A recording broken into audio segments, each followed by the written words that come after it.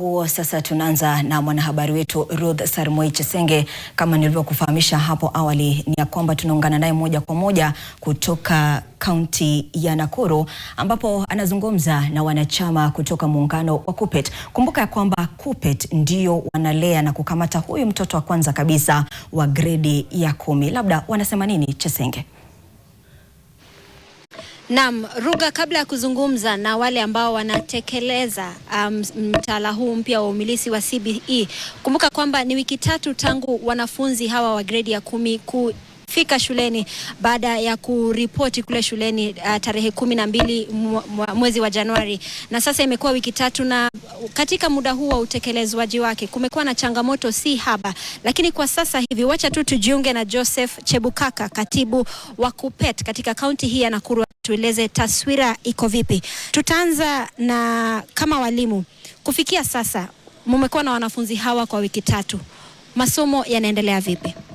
Kwa sasa tunaweza sema kwa lugha ya Kimombo ni piki ponki, yani walimu hawajui wanachofanya darasani. Kwa mfano ile trainings ambazo walimu walipata kwa mwezi wa 8 na mwezi wa 12 wa Desemba imekuwa changamoto kwa sababu ile training ni kama haikuwa mzuri sana. Walimu hawana ideas ya jinsi ya kuhandle hawa wanafunzi.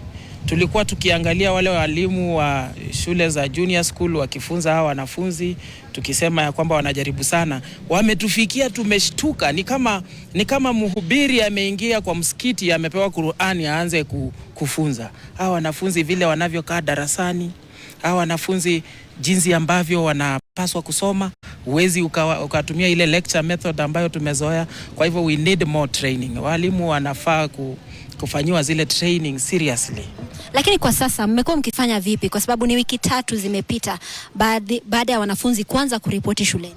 Ndiposa nimekueleza tunajaribu kufunza jinsi ambavyo tunajua, jinsi ambavyo tunaweza.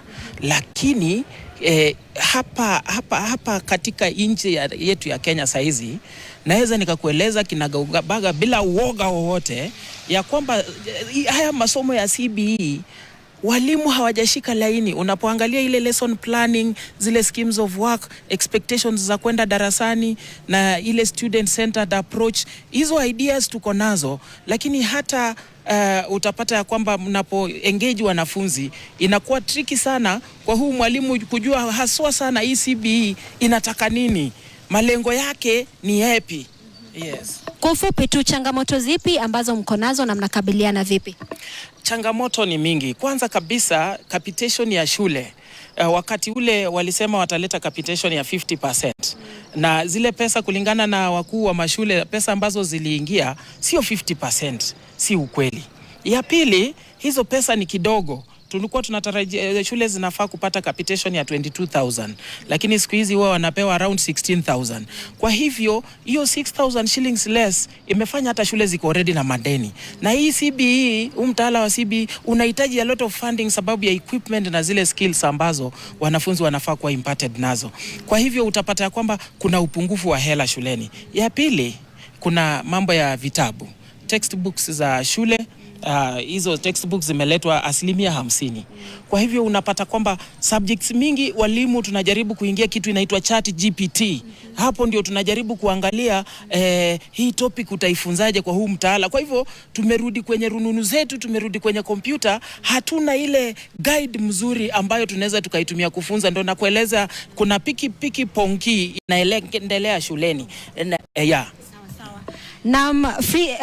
Ruga, naona muda unatupa kisogo, lakini kumbuka kwamba hao ndio walimu wanaotagusana ana kwa ana kwa mara ya kwanza na wanafunzi hawa wa gredi ya 10, kwa kuwa kumbuka kuwa jinsi ulivyosikiza kutoka kwa Joseph Chebukaka ambaye ni katibu wa KUPPET, ameeleza kwamba bado wanajifunza jinsi ya kutangamana na wanafunzi hawa, kwa kuwa hapo awali walikuwa wanafunza wanafunzi wa 844 na kwa sasa wanatangamana na wanafunzi hawa wa CBE kwa mara ya kwanza. Kwa hivyo tu wanazidi wawezavyo kuhakikisha kwamba elimu hii inazidi kuendelea, lakini hali ndio hivyo. Wacha tusikize kutoka kwa wenzetu, lakini kwanza Ruga, wacha turudi kwako.